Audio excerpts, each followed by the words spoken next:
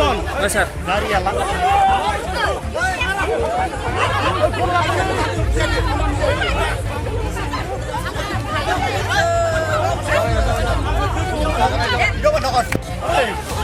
Sir.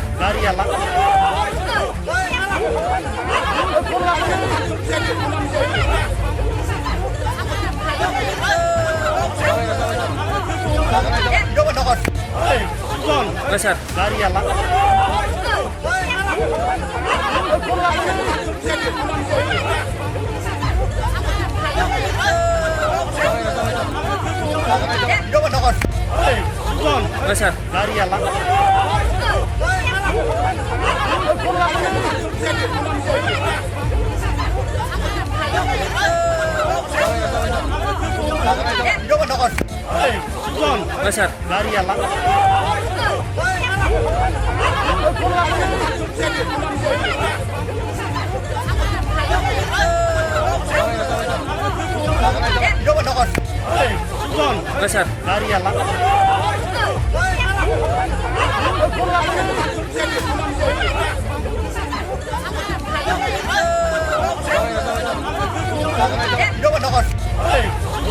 Sir.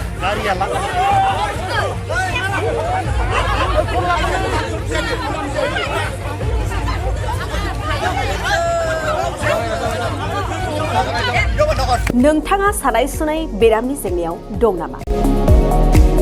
जुदि नोंथाङा देहायाव सानाय सुनायजों भुगिनांगासिनो अब्ला नोंथांनि थाखाय गोजोनथाव खौरां।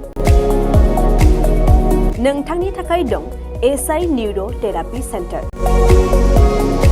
बे थेरापि सेन्टाराव नोंथाङा गोरलैयैनो सानाय सुनाय बेरामखौ फाहामथाय लानो हागोन।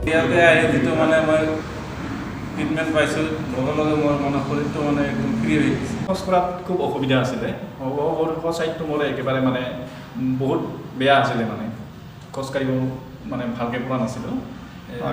ইয়াত মোটামুটি 3 দিন আহিয়ে মই ভালকৈ খোজকাঢ়িব পৰা হৈছোঁ।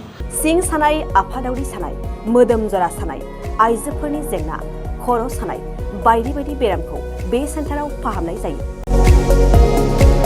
एसआइ निउर' थेरापि सेन्टारा चिरांनि बेंटल सापागुरियाव दं। बे सेन्टाराव थानानैबो फाहामथाय लानो हानायनि सुबिदा दं। जुदि नोंथाङाबो फाहामथाय लानो लुबैदोंब्ला नैबे मबाइल नम्बर 7620160459 नङाब्ला 9476977956 आव थोंजोङै जगाजग खालामनो हागोन।